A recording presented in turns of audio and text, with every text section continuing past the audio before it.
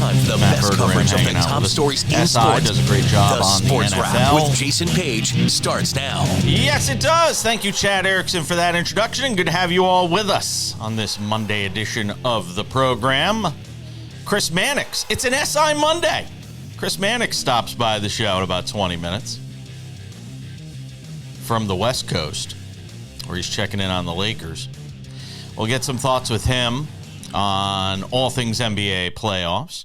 And Sam Yarnell will join us a little later on, something to consider, odds and ends as well. But we start things out in the NFL. Our good friend Matt Verderame, kind enough to help us out on this Monday to break down the NFL draft. He, of course, with SI, does a great job on the NFL. Also the host of the Matt Verderame Show podcast, available all on Patreon. All right, Matt.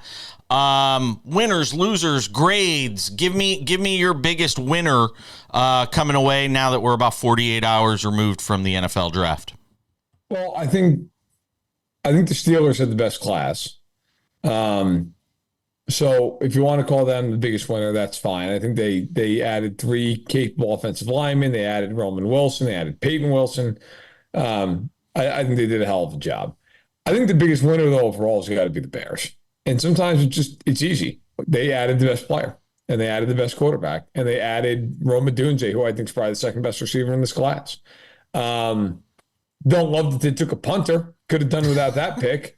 But listen, I think, like, if you're asking me which team changed its trajectory the most in that draft, it's the Chicago Bears. I don't know how that's even really arguable.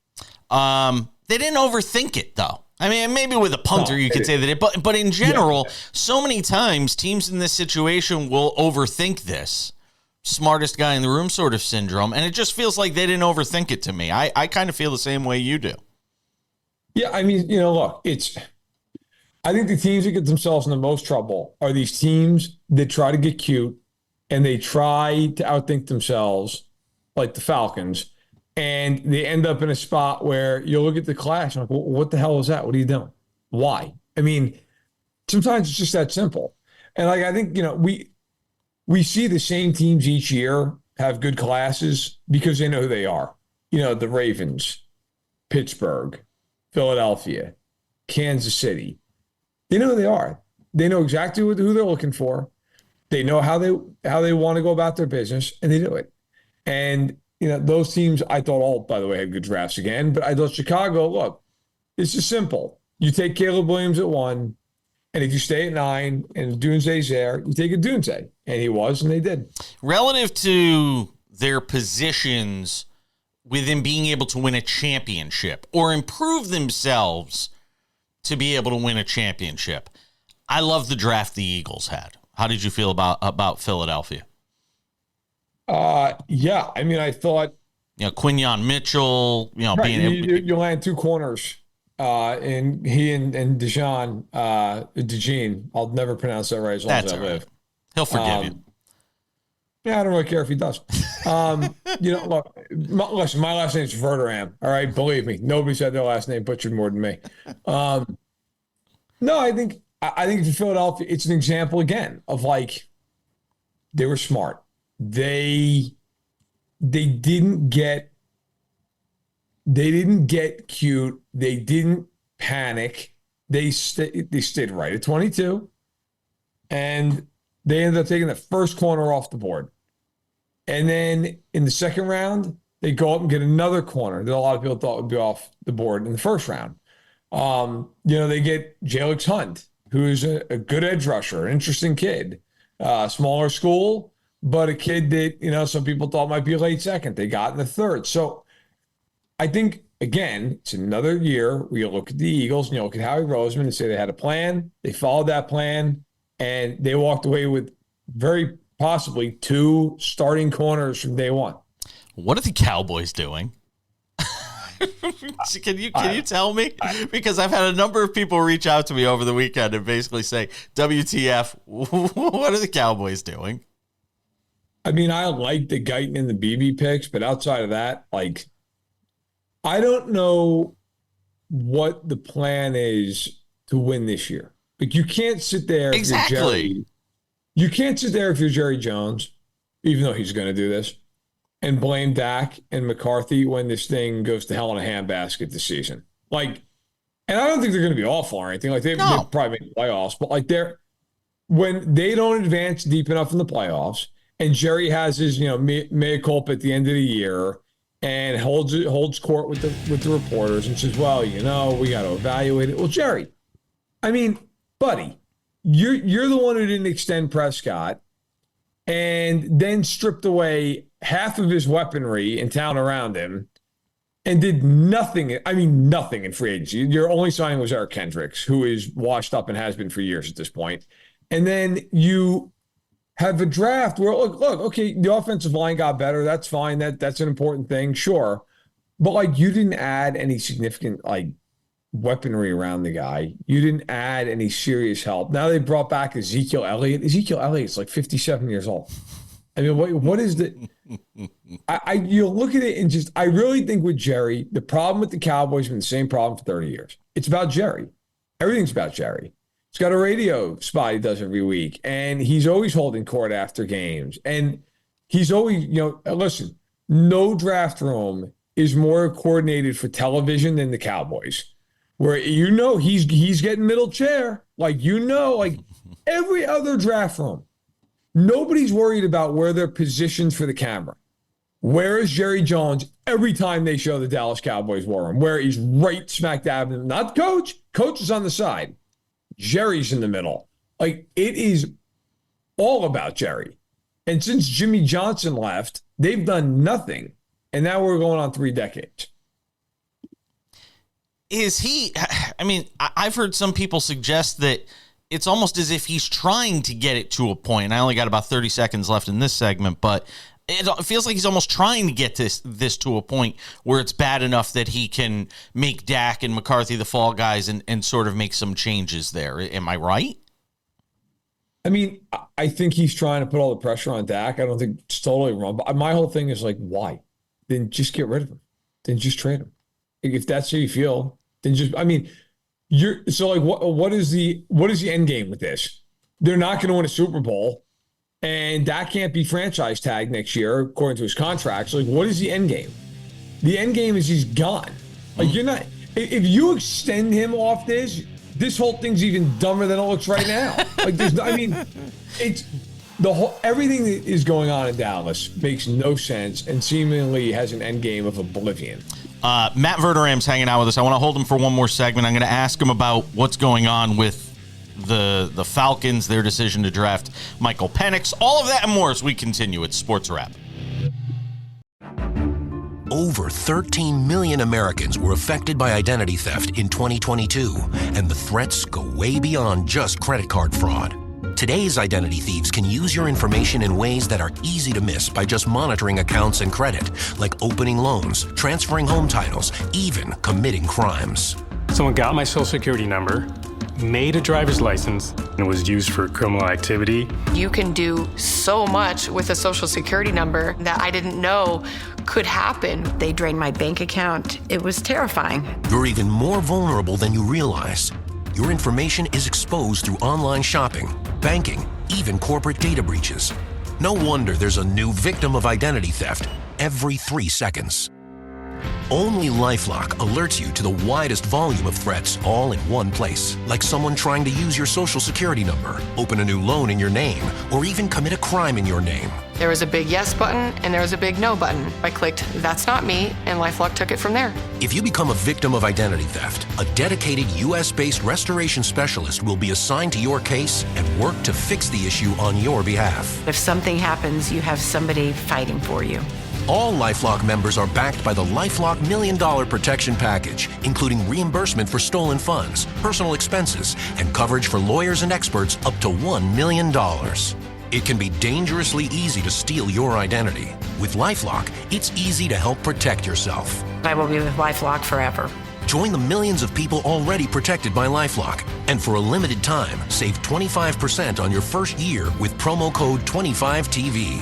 All plans include a 60-day money-back guarantee. Call 800-710-7531. Or visit lifelock.com/25TV to save 25% on your first year of identity theft protection. Enroll now.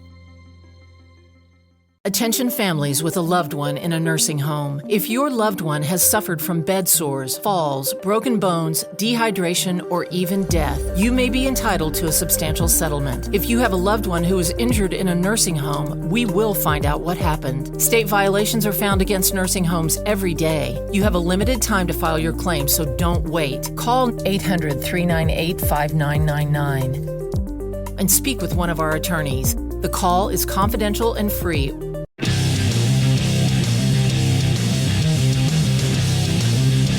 Welcome back to Sports Wrap. Good to have you with us on this Monday. We have bolted him to the chair so he can't leave. Matt Verderame hanging out with us.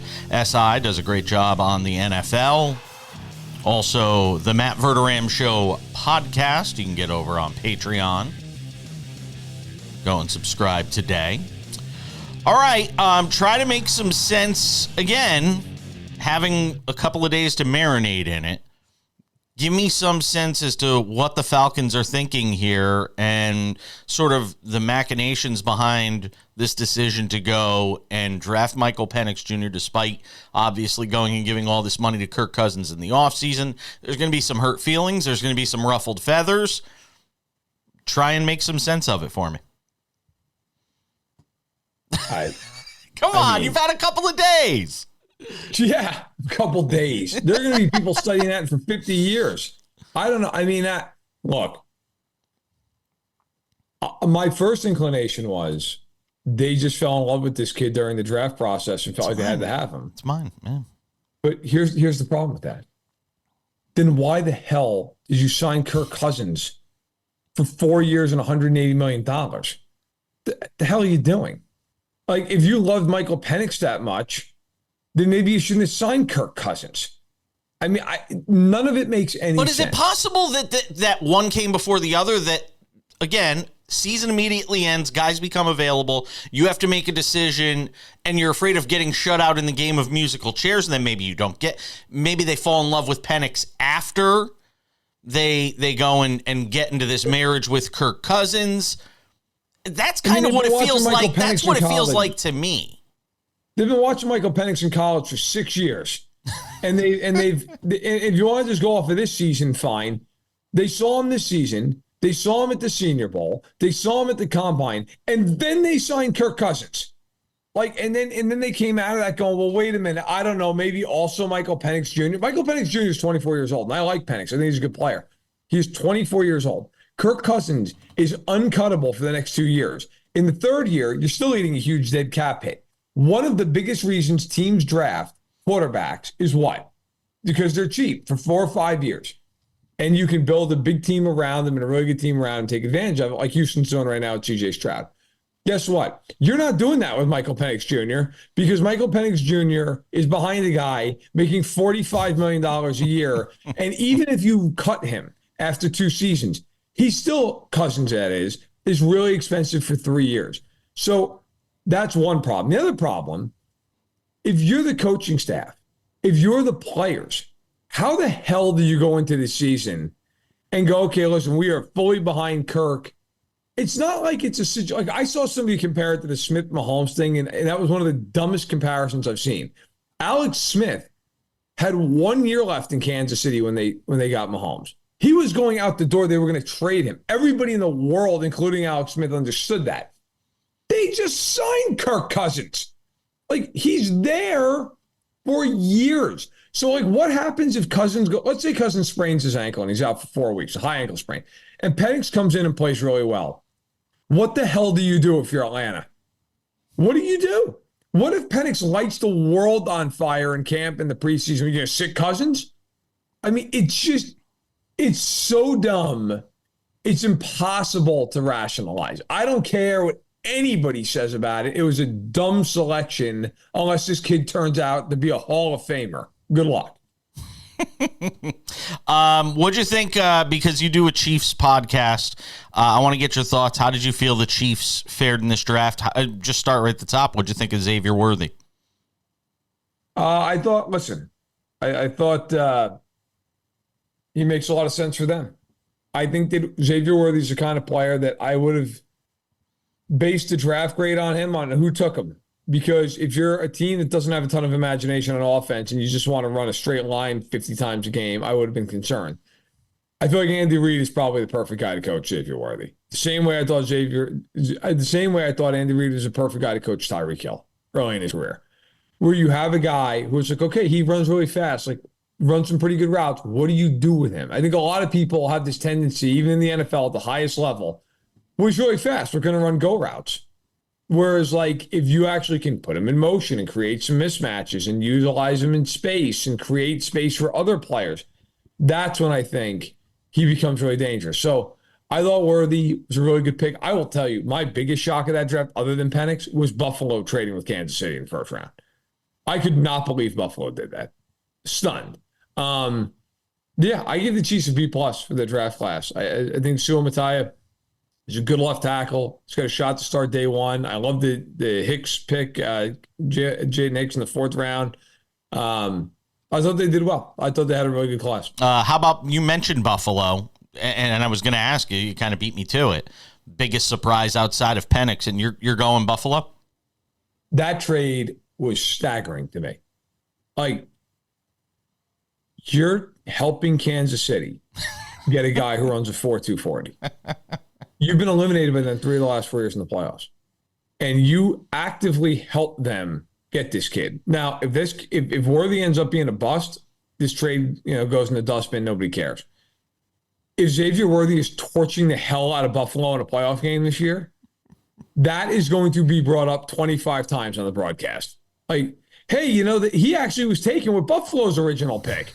I mean, this is, for those of you who don't remember or aren't aware of this, the Chiefs took Patrick Mahomes with Buffalo's original draft pick. Like, they then jumped the Bills years ago to get Trent McDuffie when the Bills wanted Trent McDuffie, and they sat and stood there and waited. The Chiefs jumped them, got Trent McDuffie, and the Bills went with their 2nd pick of Kyer Elam. Like, the Chiefs have tortured the Bills with this kind of stuff in the past years in the draft. And you're the Bills, and you gave Kansas City the ability to draft Xavier Worthy. You better hope he's a bust, because if he's not, that's a train wreck. I've got about 30 seconds here. Surprised the Giants didn't go with a quarterback and instead went receiver to help Daniel Jones. Is that showing a commitment to him in your mind? I was slightly surprised. I thought that, they could have gone with McCarthy and I wouldn't have killed him. At the same point, I can't blame them for taking a kid like Neighbors, who I think everybody felt was a top 10 pick. But I was a little surprised. I think the Giants know that Daniel Jones isn't the answer. He's going to be this year, whether it's the right answer, or not. Matt Verderame, host of the Matt Verderame Show podcast. You can go and get that over at Patreon. Go and subscribe today. Also, SI does a terrific job there. Matt, appreciate you breaking down the draft with us. We'll do it again soon, my friend. Sounds good anytime. Matt Verderame hanging out with us on the show. All right, Chris Mannix is right around the corner. We'll get his thoughts on the NBA playoffs and a whole bunch more as we continue on this Monday edition of Sports Wrap. Sports Wrap continues. Good to have you with us on this Monday edition of the show. Let's talk some NBA. We got the NFL draft out of the way. Now we'll talk some hoops. Chris Mannix does a great job. Senior writer over at SI, does a great job on the NBA, boxing. He's with DAZN, NBC Boston. We could spend a whole segment just running off your credentials here, so I'm not going to do that. All right, let's run through. We'll go Western Conference this segment. We'll do the East in the next. Talk about the West. Obviously, with the Lakers and Nuggets, start there with this. The Lakers down 3-1 in this series. You give them any shot to get this to a Game 6, or was Game 4 an aberration? Yeah, not really. History has shown over the last couple of years that for a number of reasons, the Nuggets have the Lakers number. And I give LA a lot of credit for digging deep and winning that Game 4. I mean, that takes a lot of heart to win a Game 4, knowing you're going back to Denver in a series that is virtually impossible to win. But I just don't see it. I said coming into this series that the biggest key was going to be consistent play from D'Angelo Russell, and they haven't had it. Yeah. The Nuggets played Russell off the floor in the series last year. And, aside from, one half of a game in game 2 and some decent play in game 4, he just hasn't been the factor that he's needed to be. So look, if he has a revival and looks more like the player we saw in the regular season, where he's shooting plus 40% from 3 and low turnovers, high assist, then yeah, you could see them clawing their way back into it. But in a number of games, 8-9 games against the Nuggets recently, he just has not been the factor that need him to be. Let's assume this ends in 5, even if it ends in 6. What does the offseason look like for this team? We've heard talk, that Darvin Ham won't be retained. Where do the Lakers go from here? If the idea is we have to find a way to be better than the Nuggets. For years it was, all right, how do we build a roster, not just in LA, but in other organizations? It was building a roster that could beat the Warriors, figuring that out. Now it's build a roster that can beat the Nuggets. If you're the Lakers, how do you do that? Yeah, I think, as always, with a disappointing season, there'll be a long look taken at Darvin Ham. I do think there's a danger in just, firing a coach, firing as many coaches as the Lakers have over the last couple of years. I mean, letting Frank Vogel go after, he won the championship in 2020, bringing Darvin Ham in and potentially letting him go after just a couple of years, including a year removed from a trip to the conference finals. I think there's real risk to that, but they'll take a look at it, I'm sure. I actually think the Lakers have a chance to beef up their roster this offseason and keep that window open for at least one more year. Their cache of assets increases significantly once they hit the offseason. They'll be able to deal as many as 3 first-round picks. They've got some movable contracts in D'Angelo Russell and Rui Hachimura, among others.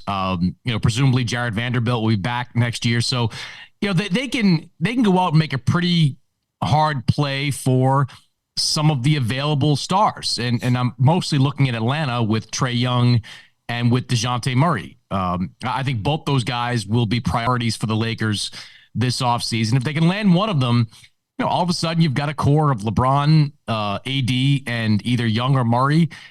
Yeah, that's at least a pretty competitive team right there. Is it enough to beat the Nuggets? I'm not sure if anything's enough to beat the Nuggets in either conference, but I don't think this season is the end of the LeBron AD era in LA. Chris, I make you the grand poobah in Phoenix. How are you fixing the Suns? I just don't think there's a way to fix it. And I know there's been a lot of attention paid to, Frank Vogel's job security and would a coaching change help there?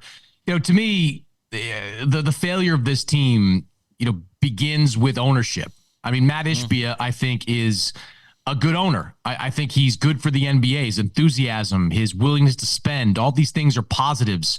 But the facts are the facts. I mean, he came in and, pushed the Suns to overpay for Kevin Durant, giving up, Bridges, multiple first-round picks, the assets that they had to give to get KD. And then when they didn't really have to add another star, they went out and traded for Bradley Beal and gave up the rest of their assets. And they just didn't build a team that was positioned to be successful in, the 2024 version of the NBA. They built a team of kind of mid-range jump shooters who, in the case of Bradley Beal, had never been a third star before on a team. So I think this team, the roster is deeply flawed. I mean, the answers are pretty obvious. They need a point guard. That's pretty clear. They need rim protection. That's pretty clear. But they have no ability to get it, outside of, small exceptions that they can use to upgrade their roster. And, look, they've got free agents of their own. Royce O'Neal is going to be a free agent. He's going to have a market.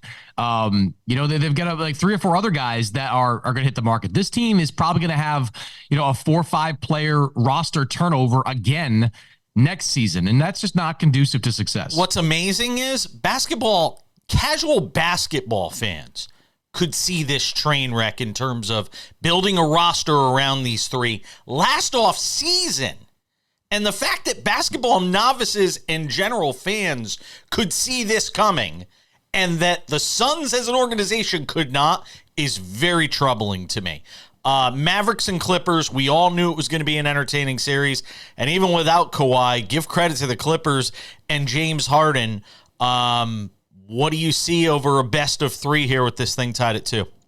I mean, going back home with the series even is a massive win for the Clippers. I would have put any amount of money on the Mavericks winning that game 4. Kawhi down, and if you read between the lines with what Lawrence Frank said yesterday, you don't know when he's going to be back. I mean, it seems almost pie in the sky to believe he's going to be back this series at least. That said, I still think the Mavericks are in a good position because I think the Mavericks are the better team with Kawhi out or as a shell of himself. I mean, Paul George and James Harden digging deep in that fourth quarter was as impressive a performance from guys that, particularly in the case of Harden, who have had plenty of critics about his postseason play, but they made shot after shot and they fended off that Dallas comeback down the stretch. But Kyrie and Luka are playing great. PJ Washington has been solid for that team. They're getting what they need from their interior defenders. They've won in LA already, during this series. I give a slight edge to Dallas, but one way or the other, I do think this series is going to go 7. Let's focus on the East for a segment. We'll do that on the other side with Chris Mannix. Does a great job with SI. Sports Wrap continues. Attention families with a loved one in a nursing home. If your loved one has suffered from bed sores, falls, broken bones, dehydration, or even death, you may be entitled to a substantial settlement. If you have a loved one who is injured in a nursing home, we will find out what happened. State violations are found against nursing homes every day. You have a limited time to file your claim, so don't wait. Call 800-398-5999 and speak with one of our attorneys. The call is confidential and free.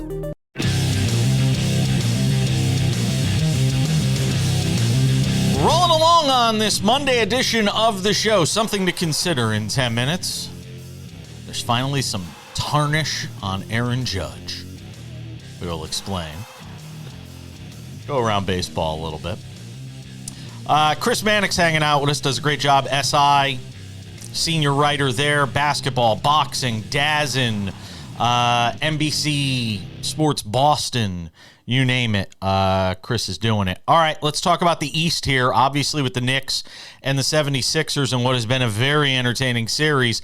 But the Knicks are the 3-1 lead. I picked the Knicks in 5 before the series started. I thought every game was going to be competitive and tight, and it has been. And Jalen Brunson started this series off slow. He is certainly not slow now.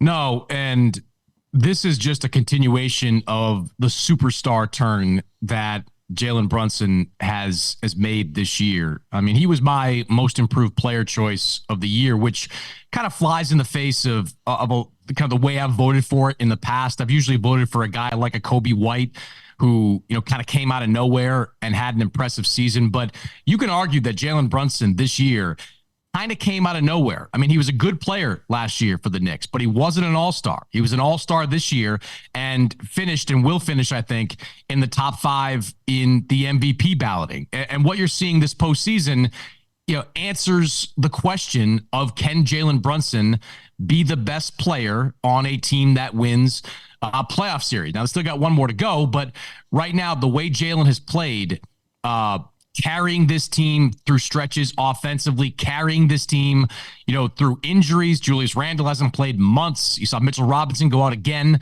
for the most recent game. I think this is really a testament to just how good Jalen Brunson is. And look, I don't think he can count Philadelphia out just yet because the competitiveness of these games has been there. I mean, the Sixers can look at the series and say, look, if the referees got it right in game 2, we might be going back to New York at a split. If we didn't choke in the fourth quarter of that game 4, we might be up going back to New York. So I think there still can be some confidence inside the walls of that Sixers locker room that they can win. But what Jalen Brunson has done has been really remarkable to watch. It really feels like the Knicks are built well for this version of the postseason, where it almost seems like there's a complete flip in the way games are being officiated. And it feels like this Knicks team and the build and the roster composition and the head coach, it all feels like it's built for this. Am I wrong?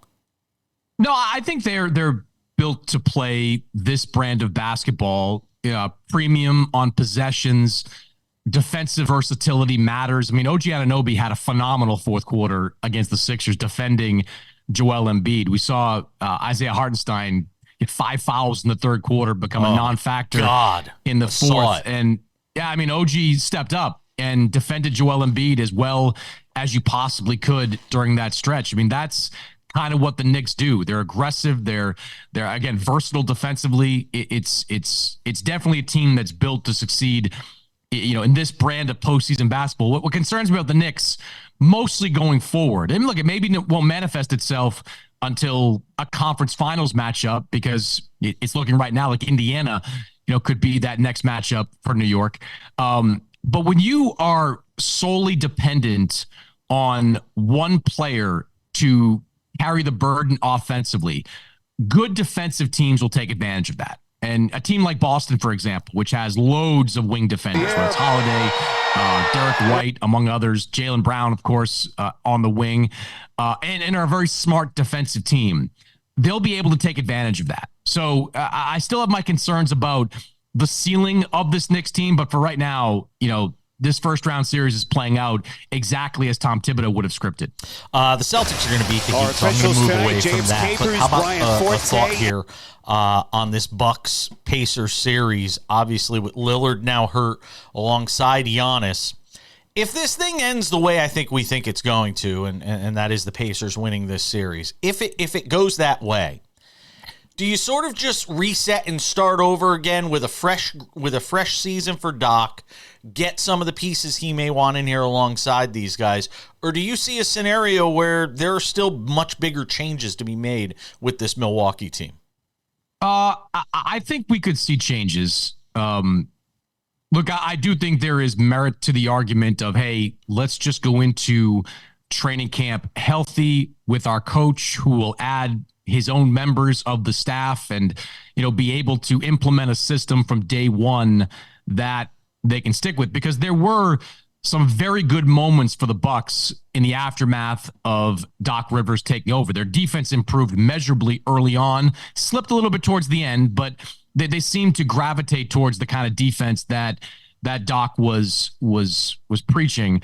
A couple of things that they're going to have to address. One, if they do bring the band back, they've got to address perimeter defense. They just don't have a wing stopper out there. And I'm not sure what their path to getting one really is, because they don't have a lot of assets either, but they need someone to, match up with the Pascal Siakams of the NBA, and guys like that have really given them trouble throughout the season, and are obviously giving them trouble in the playoffs. And then, I would be for bringing back Damian Lillard and giving him another year, a consistent year with Giannis and with Doc Rivers. But I'm sure Miami's probably going to be banging on Milwaukee's door, just like they were banging on Portland's door, to see if there's a Lillard trade that can be made there. So I think the most likely scenario is that you do see the band brought back, but if there's some internal discussion that says, look, it just wasn't working the way we wanted it to work, maybe we could see a substantive change within that locker room. The music means I got to go, but I got 15 seconds. We didn't even get into Cavaliers and Magic. Who winds up winning that series tied at 2 right now? Whichever's team offense figures it out on the road. We'll go with that, because the offenses are bad, both teams on the road. That's why he's a pro. Chris Mannix does a great job. SI on the NBA, boxing, DAZN, NBC Sports Boston. Chris, I appreciate it. Be well, my friend. You got it. We're coming back. Do you use Viagra or Cialis? Have you been thinking about trying Viagra or Cialis? What if we can promise you the same results for less than $3 a pill? If you're paying $20 or more a pill for Viagra, you're getting taken to the cleaners. Our pill delivers the exact same results for less than $3. We'll do the math for you. You'll save more than $16 a pill for the same results. Want more? We'll give you 40 blue pills or 40 yellow pills for $99 and add 4 more pills free. You save more than $500. Stop overpaying for expensive prescriptions. You don't have to be a rocket scientist to know what to do next. You need to call now and get your 44 pills for just $99. Stop overpaying for Viagra. Call us anytime, day or night, and start saving big money for the exact same results. Have your credit card ready. Ordering is fast and easy with your pills delivered to your door in a non-marked package. Call now.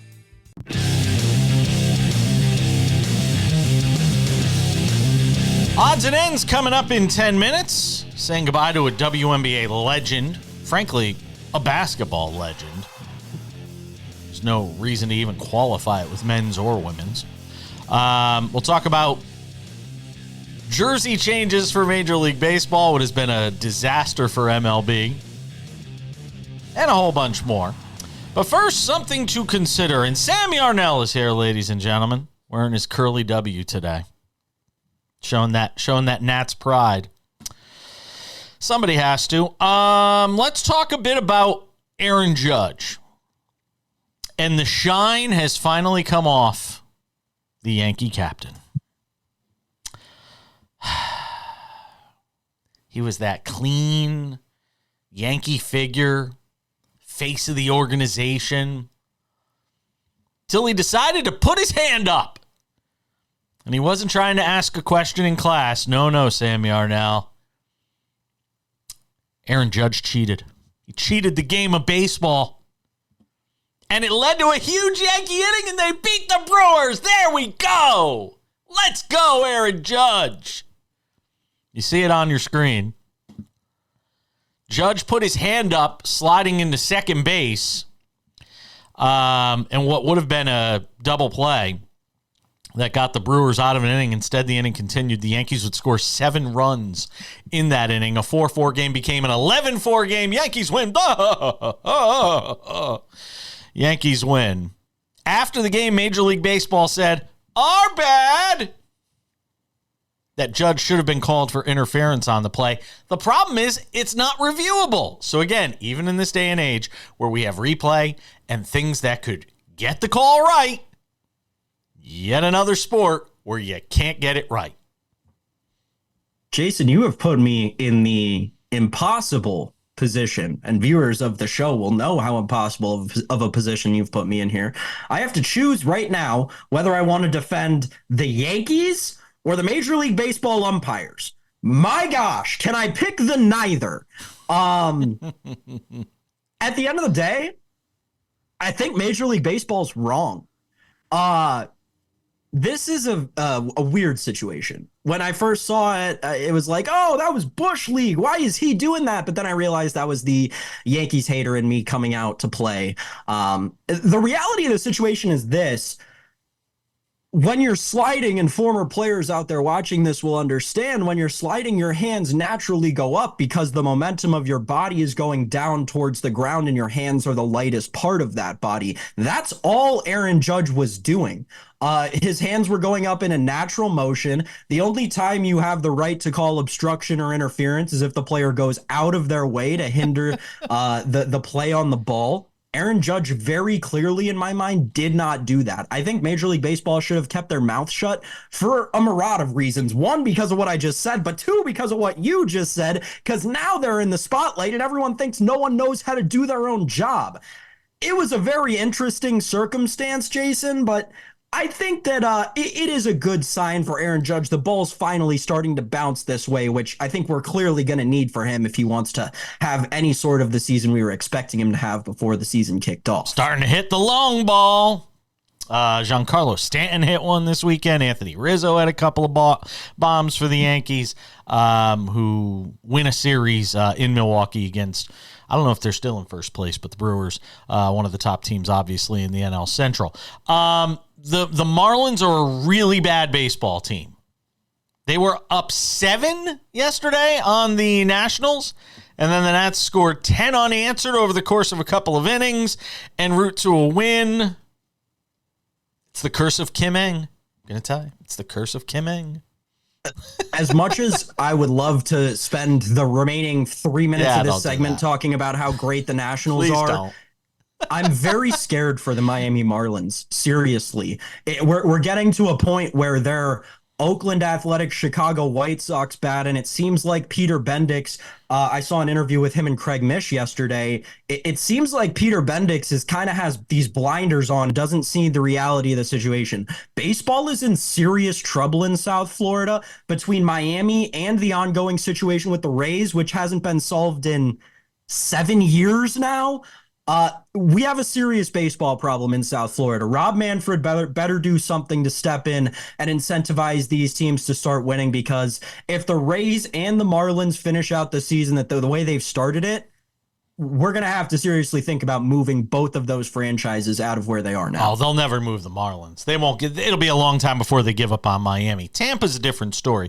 They're not going to give up on Miami. They won't give up on that. Jason, if they have their second fire sale the season after making the playoffs, last time they did it, they won the World Series. They're doing that for the second time in 25 years. That is not acceptable in Major League Baseball. It may not be acceptable to you. It may not be acceptable to you, but baseball has shown time and time again that they're not going to just step in and give up on a franchise in a brand new stadium. It's just not going to happen.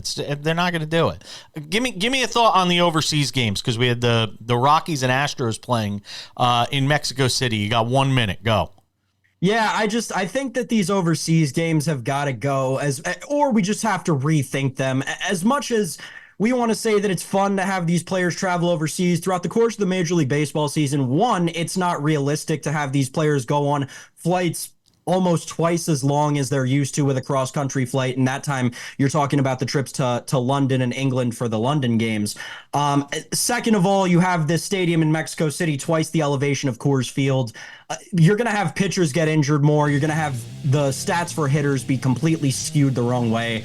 I just don't think it's good for the game the way they're doing it right now. If they do seriously want to do it, let's move these games to somewhere where baseball is more prevalent in the Latin American community. Let's play them in the Dominican Republic or Cuba or Honduras, or Venezuela. Let's do something like that rather than how they've been doing it. It's got to go. Odds and Ends is next. The end of an era in basketball. We'll get to it.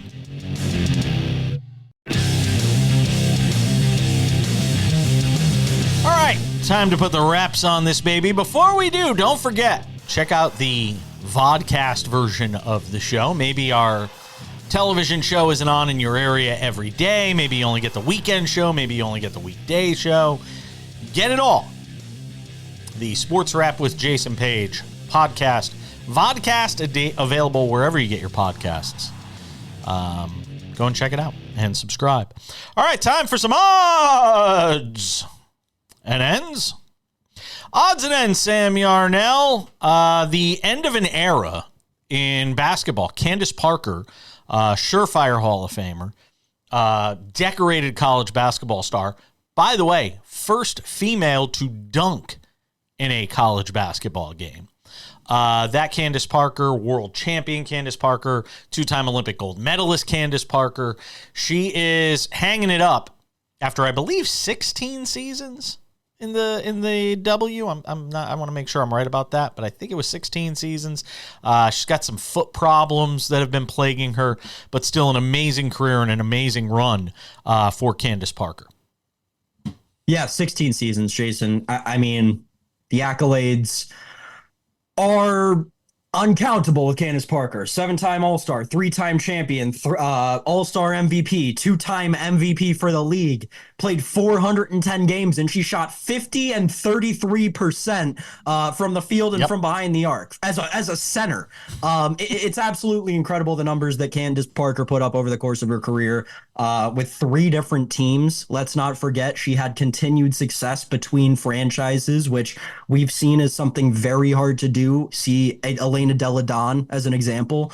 Candace Parker was awesome. It was a treat to get to watch her for 16 seasons, and wish her all the best in retirement. 16 points a game, over 410 games, Jason. And she's a terrific analyst with Turner Sports as well. Hope to get her on the show one of these days. The Rangers dispatched the Capitals in 4 games, doing what you're supposed to do when you are a team that has been as successful as the Rangers have been this year, going in, dusting the Capitals, on to the next round. I wanted to bet a parlay before this series started that the books they must have seen me coming from a mile away and they blocked me from betting it. It was the Rangers to sweep and Tom Wilson to score a goal in the series. Both of them, I know, horrible, ugly. Both of them hit. It would have been amazing cash. The books are scared of me at this point. The Caps are lost. They've wasted yet another season of the best goal scorer in history's career. I went on a rant about this team about a month and a half ago on the show. I don't know what the Washington Capitals are doing. Maybe one of the biggest letdown franchises over the course of the last 20 years. I would agree. Did Ovechkin wind up scoring at all yesterday? So he went like 3 or 4 games. He went all 4 games in this series without scoring, didn't he? Big old goose egg. Yeah, that's unfortunate. And I think that just really quick, I think that speaks to Spencer Carberry and them bringing in this new coach and being so fond of him behind the bench. Yeah, well, he kind of proved to you in these last 4 games, he's a regular season coach who simply cannot get it done in the playoffs, even when he has oodles of talent down that bench. You're talking about guys like Protas, Strome, Ferrari, all taking huge steps this year. Carberry still couldn't do anything with it. The Caps are a mess. I've been in and out of this NHL postseason. Like, I'll go and watch large swaths of hockey and games, but I don't have a coherent viewpoint on this hockey postseason. Like, I'm going in and out of games. I'm watching games. I'm watching games in overtime, games late at night, but I'm just not as tuned into it in terms of all the storylines. It's weird. Jason, it's just one I got to tell you about from yesterday. These Vancouver Canucks, man, the cardiac Canucks, as I think I'm going to have to start calling them. This game was absolutely electric between the Canucks and Preds. I personally bet the Canucks when they were down 2-1 in the second period. They go into the third. Nashville scores again, so it's 3-1. Boom, Canucks come all the way back, win it 4-3 in overtime. I'll meet you at the window. My bad to the followers for not sending the tweet out about the live pick. It just got in so fast. But the cardiac Canucks, they may be America's team, and they're not even from here. Summer of New York, by the way, continues tonight. Yankees, Orioles, start of a 3-game set, I believe 3-game set, in Baltimore. Top 2 teams in the AL East. That should be fun. You know what's not fun? Jerseys that suck. And Major League Baseball has had jerseys that suck all year. Thank you, Nike. And apparently Major League Baseball has thrown Nike under the bus. They said, hey, they decided to innovate where innovation wasn't necessary. They're saying it'll be fixed by the latest for 2025, which means, sorry, players, you've got crappy jerseys the rest of the year. I think it's interesting that this is all coming out now. A great follow on Twitter, Paul Lucas over at UniWatch. He has great information. It was reported at the New York Times for 2 decades at this point on the uniforms in sports. And he did a deep dive into this around the beginning of Major League Baseball season. If you look at the Kansas City Royals uniforms, their numbers and letters are actually the same as they used to be under Majestic. That's because in the preseason, Kansas City reached out to Nike and Fanatics and said, hey, we don't want to do this change that you're doing. And Nike and Fanatics went with it. No other team across the major leagues, if my memory serves, there may be one, I can't remember completely clearly, but no other teams around Major League Baseball had this same thought to do this. Credit to the Kansas City Royals. They're not dealing with the uniform issues that everyone else is this season. Well said, Sam Yarnell. And that's going to put a wrap on this Monday edition of Sports Wrap. Let's go Yankees! Keep it up, baby. Summer of New York, Knicks, Rangers, Yankees. Let's go. Jason, Knicks in 5, I got to know. Everyone was chanting it last night. I said Knicks in 5. You tell me. I predicted Knicks in 5. Go look at my Twitter. Well, now X. We'll see you all back here on Tuesday for more Sports Wrap.